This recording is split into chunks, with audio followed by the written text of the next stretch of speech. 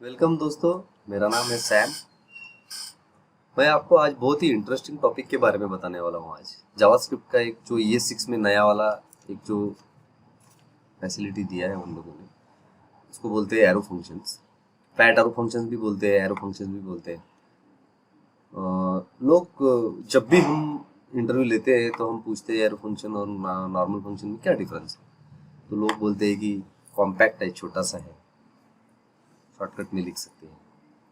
दोस्तों, ये शॉर्टकट में लिख सकते हैं, इसके लिए एरो फंक्शन है और ये डिफरेंस है। This is not what interviewer is expecting to hear. उसको क्या चाहिए कि बहुत बेसिक, सबसे पहला अगर लाइन आप बोल दोगे ना कि दोनों में दिस जो कीवर्ड होता है उसका सबसे बड़ा डिफरेंस है। एरो फंक्शन का खुद का कोई दिस नहीं होता। दिस जो ऑब्जेक्ट होता है ना जावास्क्रिप्ट में, वो एरो फंक्शन का खुद का नहीं होता। लेकिन अगर आप ट्रेडिशनल फंक्शन के अंदर दिस जाके चलाओगे तो वो दिस पूरा का पूरा ऑब्जेक्ट आ जाएगा। ये मैं क्या बोल रहा हूँ मैं आपको सब करके दिखाऊंगा। उसमें और भी कुछ बेसिक फंक्शंस है और एरो फंक्शंस एक वरदान से कम नहीं है एक्चुअली। ये 6 में और अगर आप देखोगे आपको रिएक्ट जेएस में, एंगुलर जेएस में हर जगह एरो फंक्शंस ही दिखेंगे। तो एरो फंक्शंस आप डिनाई नहीं कर सकते या उससे भाग नहीं सकते, आपको सीखना ही पड़ेगा। और बहुत सिंपल है।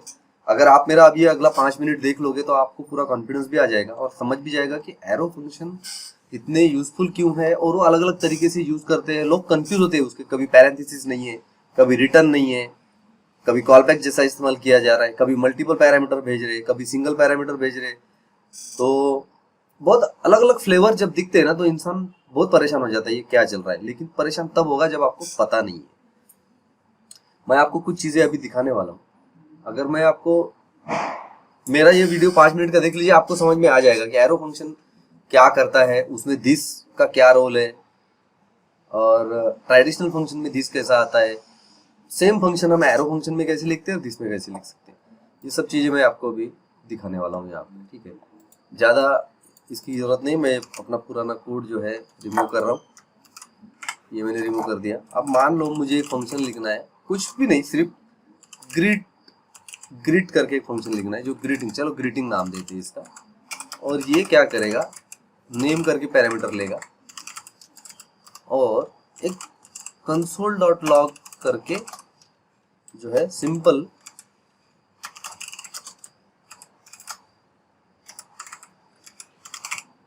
ये क्या किया इसने, कुछ नहीं किया। जब हम ग्रीटिंग फंक्शन करेंगे call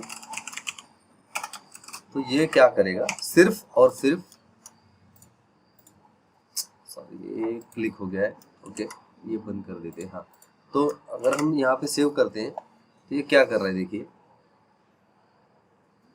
it is taking time. लेकिन हाँ ये देखिए हेलो अनडिफाइंड, ओके मैंने पास नहीं किया इसलिए मैं यहाँ पे टेकी सैम पास कर देता हूँ। ओके एक्चुअली हाँ, अभी देखिए हेलो टेकी सैम आया, राइट।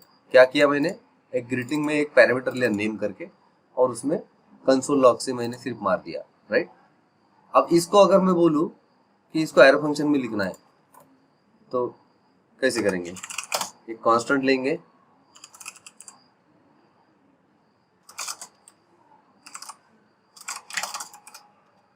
ऐसे करेंगे। अब इसमें हम पास करेंगे नेम, लेकिन ये ग्रिड हम जो है एक काम करते हैं, ग्रिड एरो नाम से दे देते हैं। ओके, अब यहाँ देखो, अब ये सब फर्स्ट एग्जांपल है। आप जब ये वीडियो कंप्लीटली देख लोगे तो आपको समझ आ जाएगा कि मैं क्या, एक काम, इसको कॉपी कर लेते ऊपर वाले को, इतनी मेहनत करने से अच्छा इसको कॉपी कर लेते हैं, ठीक है। ये हो गया। अभी देखो, हालांकि मैंने अभी कॉल नहीं किया, मैं अभी ग्रिड एरो को कॉल कर देता हूँ, एरो सैम, ठीक है। ये मैंने कर दिया सेव, ये आ गया। मतलब ये देखो, ये एक्चुअली ये एरो फंक्शन है और ये ट्रेडिशनल फंक्शन है। ध्यान रखो, दो अलग चीजें हैं। बहुत ज्यादा मतलब ऐसे तो देखो कहीं फंक्शन नाम का वर्ड मैंने यहाँ लिखा नहीं, आप भी देख रहे हो, सिंपली ये रखा। अब इसमें एक छोटी छोटी चीजें मैं बताते जाऊंगा, अपने पास मैंने कुछ पॉइंट्स निकाल रखे। तो इसमें अगर ये एक ही पैरामीटर मुझे पास करना है यहाँ पे, राइट, नेम ही पास करना था, तो मैं एक और काम कर सकता था, एक और फंक्शन बना लेता हूँ आपके आंखों के सामने और ऐसा ही करूंगा और यहाँ पे नाम दूंगा सिंगल पैरम, ताकि आप लोगों को पता चले। यहाँ से मैं सिर्फ ये ब्रैकेट हटा दूंगा, ठीक है। अब इसका फायदा क्या है?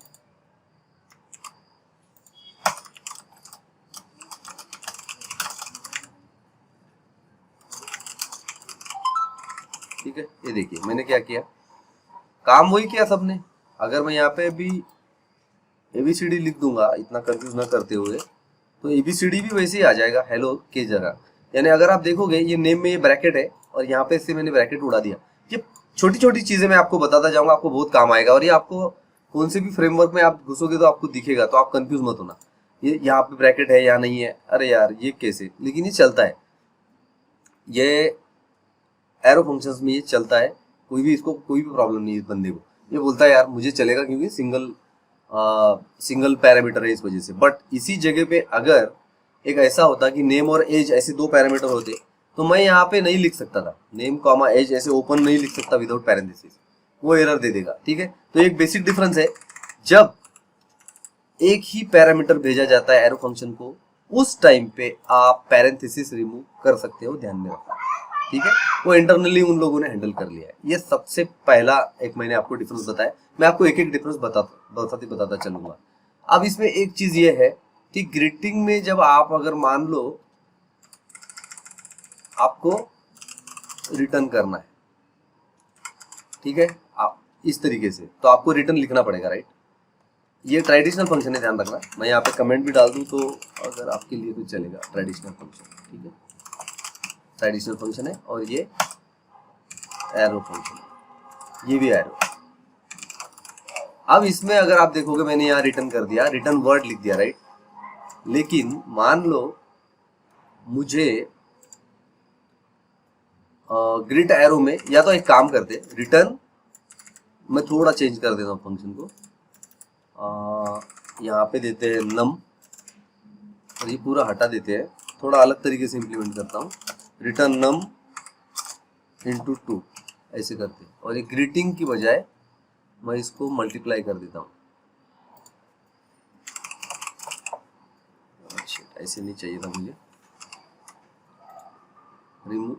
रीनेम सिंबल करना था मुझे, इसमें मुझे करना था मल्टीप्लाई, ये हो गया मल्टीप्लाई हर जगह पे। ठीक है, अब मैं ये जब मल्टीप्लाई जब कॉल करूंगा तो उसको एक एक्सपेक्टेड है नंबर, तो ठीक है मैं आपको दे देता हूँ 2, जो कि 2 से मल्टीप्लाई करेगा। लेकिन वो यहाँ करेगा, सॉरी ये इंटीजर है, ये कर दिया मैंने 2। ठीक है,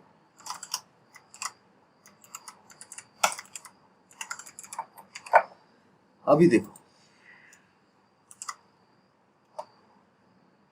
इसने रिटर्न कर दिया, लेकिन मैंने उसको रिटर्न लिया नहीं, राइट। मैं यहाँ पे ले लेता हूँ फर्स्ट इक्वल टू ये, तो अगर मैं इसको कंसोल मारूँ तो अगर आप देखोगे तो वो 4 आ गया। ये ट्रेडिशनल फंक्शन बता रहा हूँ मैं, इसमें कोई रॉकेट साइंस नहीं है। लेकिन अब जब मैं ग्रिड में जाऊंगा मुझे रिटर्न करना है, अच्छे से देखो, दो तरीके से मैं ये फंक्शन लिख सकता हूँ एक्चुअली। मल्टीप्लाई एरो एक करूंगा मैं, इसमें एक तो सिंपल है, इसी तरीके से मैं रिटर्न नम इंटू 2 कर दूंगा, नम इंटू 2। ये भी कोई बड़ा रॉकेट साइंस नहीं है। लेकिन एक चीज मैं यहाँ आपको दिखाऊंगा जो आपको काम आएगी। यहाँ पे मैं करूंगा नम और यहाँ पे लिखूंगा नम इंटू 2। देखो मैंने रिटर्न नहीं लिखा, फिर भी ग्रिड सिंगल पैरम जो है ये वाला, इसका मैं काम करता हूँ, ग्रिड को मल्टीप्लाई कर देता हूँ। ये उठा के जो है यहाँ दे देते हैं और इसको दे देते हैं 2।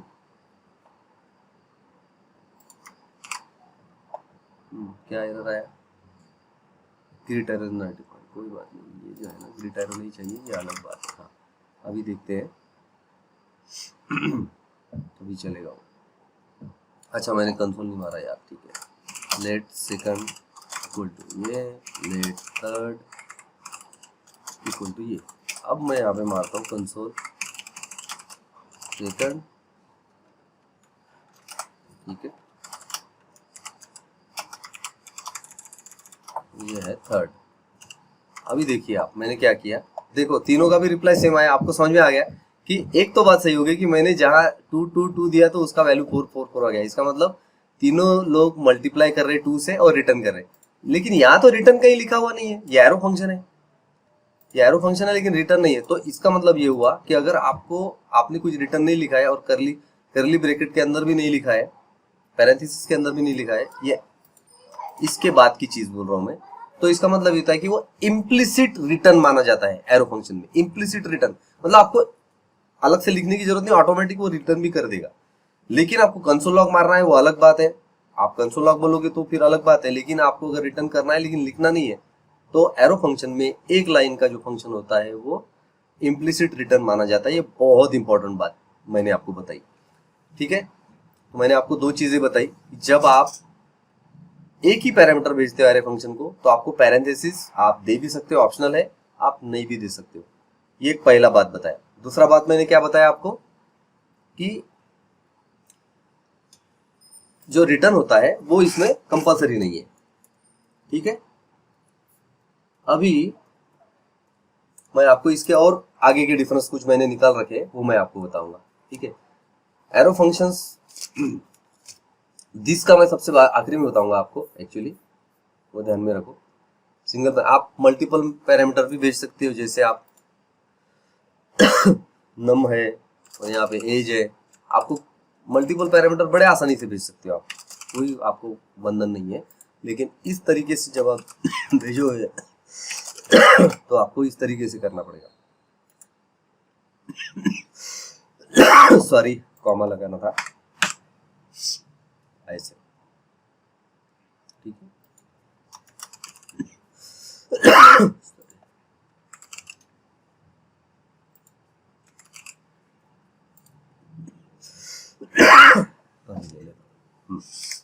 तो आपको ये दो चीजें समझ में आ गई।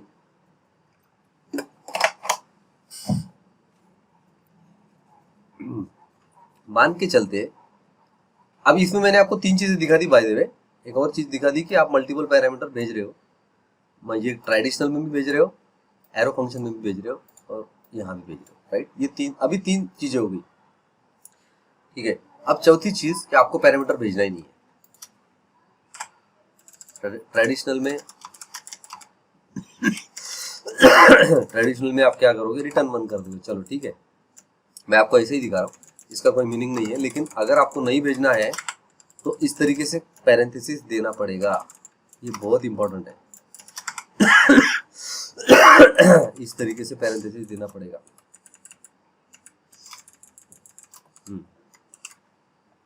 देखो तीनों ने रिटर्न भेजा, लेकिन मैंने पैरामीटर भेजा नहीं एक भी, तो भी मेरे को पैरेंथेसिस देना पड़ा। ये मैंने चौथी चीज बताई आपको।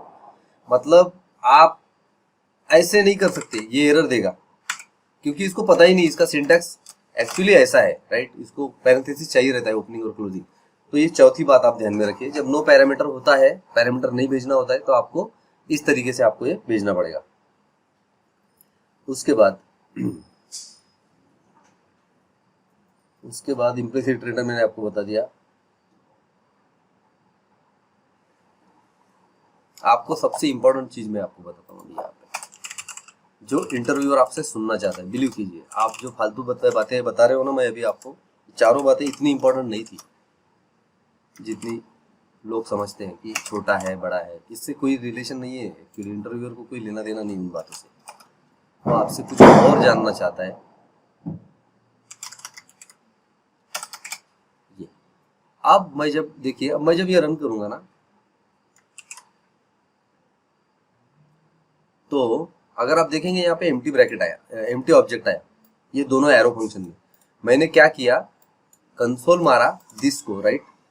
मुझे दिस प्रिंट करना है, मुझे देखना है दिस ऑब्जेक्ट में क्या है। लेकिन ये जो नीचे के थे दोनों, उसमें से एम्प्टी ऑब्जेक्ट आए। लेकिन अगर आप ऊपर का देखेंगे तो इसने पूरा ऑब्जेक्ट दिया मुझे, ये देखिए, ये ग्लोबल ऑब्जेक्ट दे दिया पूरा।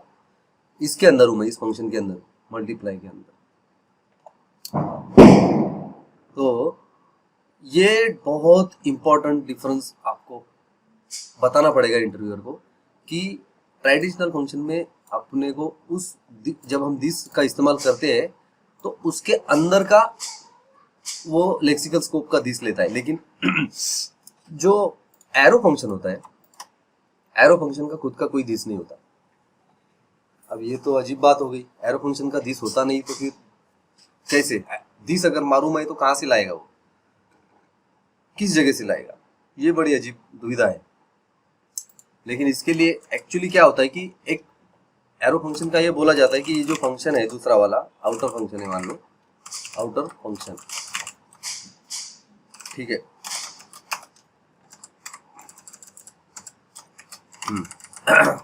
ये इस तरीके से